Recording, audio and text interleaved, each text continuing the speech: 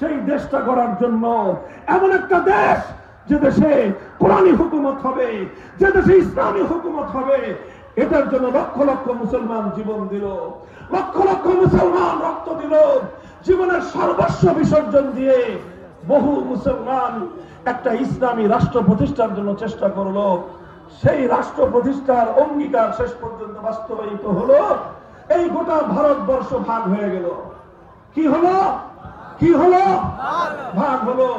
এক ভাগ পেল হিন্দুরা, আরেক ভাগ পেল মুসলমানরা। হিন্দুরা বড় ভাগ পেল, ব্রিটিশরা হিন্দুদেরকে জিতায় দিল, মুসলমানদেরকে ঠকায় দিল।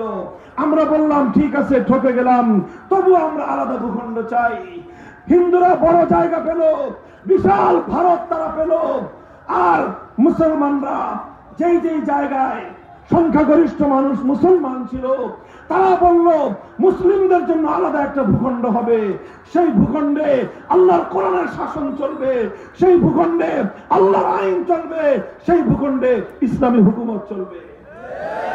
মুহতারাম হাজিরিন, এখানে সবচেয়ে গুরুত্বপূর্ণ যে জিনিসটা আমার এই অঞ্চলের মুসলমানদের জন্য জেনে রাখা প্রয়োজন, সেটা হলো এই মুসলমানদের ইসলামী রাষ্ট্র প্রতিষ্ঠার জন্য এই গোটা ভারতবর্ষে, ভারত, পাকিস্তান, বাংলাদেশ, নেপাল, শ্রীলঙ্কা, এই গোটা অঞ্চল জুড়ে অনেক মুসলমানদেরকে রক্ত দিতে হয়েছে।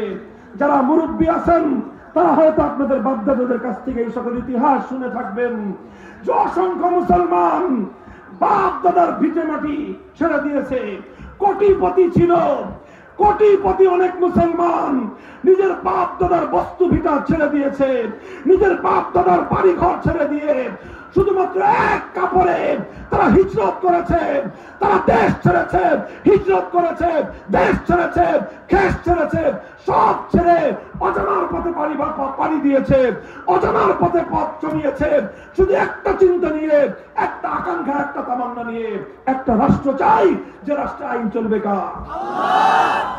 অসংখ্য মানুষ ইতিহাস পড়েন, 1947 সালের ইতিহাস, কত মানুষ একসঙ্গে স্বামী স্ত্রী রওনা হয়েছে, প্রতিমধ্যে স্ত্রী তার স্বামীকে হারিয়ে ফেলেছে, স্বামী তার স্ত্রী থেকে বিচ্ছিন্ন হয়েছে, একসঙ্গে রওনা হয়েছে বাপ মা সন্তান, সন্তান মায়ের কোল থেকে বিচ্ছিন্ন হয়ে গিয়েছে, অনেক সন্তান তার বাবা মাকে হারিয়ে ফেলেছে।